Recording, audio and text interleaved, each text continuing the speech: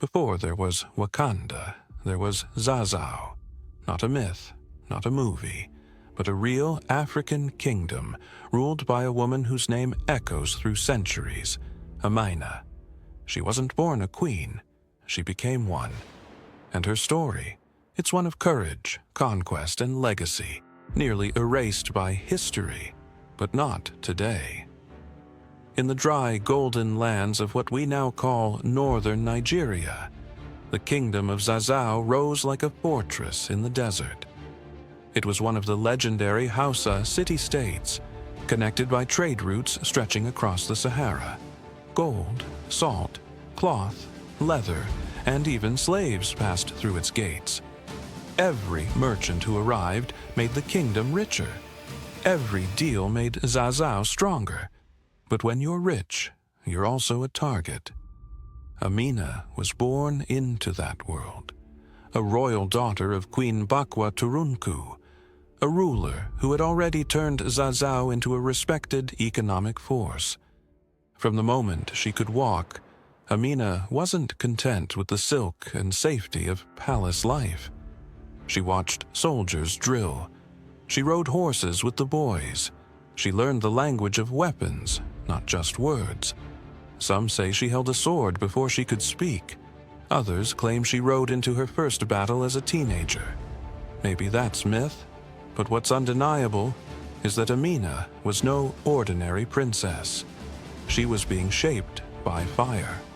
While many African societies limited women to roles behind the throne, Zazzau's traditions allowed female rulers to rise, if they proved worthy. Amina didn't just want to rule, she wanted to lead. And she would, not with ceremony, but with strategy and steel. At the time, Zazzau was surrounded by rivals, Kano, Katsina, Gobir, all watching, waiting, testing. There were threats from outside and whispers from within. Succession in royal courts was never peaceful. Every step Amina took toward power was watched by allies and enemies alike. But something was building. The girl who once rode beside soldiers was now training them.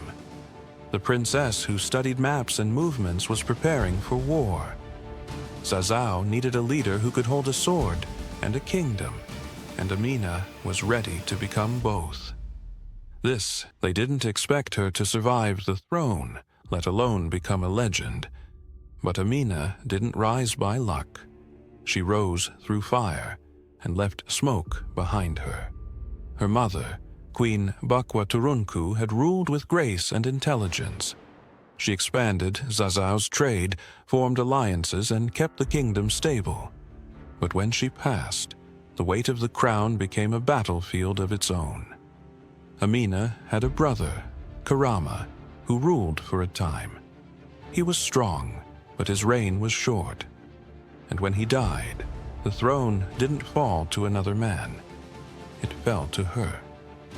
Now imagine this, a young woman standing at the gates of power, surrounded by elders, generals, and rivals, all asking the same silent question. Can she lead us? But they had already seen the signs. Amina wasn't a royal in name only. She had proven herself in council meetings, in strategy sessions, and most of all, on horseback. For years, she had ridden alongside the army, not behind it. She learned how battles were won, and more importantly, how they were lost. When Amina finally took the throne, she didn't waste time. Within months, she began preparing her first military campaign. Some advisors whispered that she was too aggressive, that a queen should focus on diplomacy. But Amina knew the truth. Zazzau's strength depended on control, not just of land, but of fear, of movement, of the roads that carried gold and warriors alike. She didn't want to defend the kingdom. She wanted to expand it.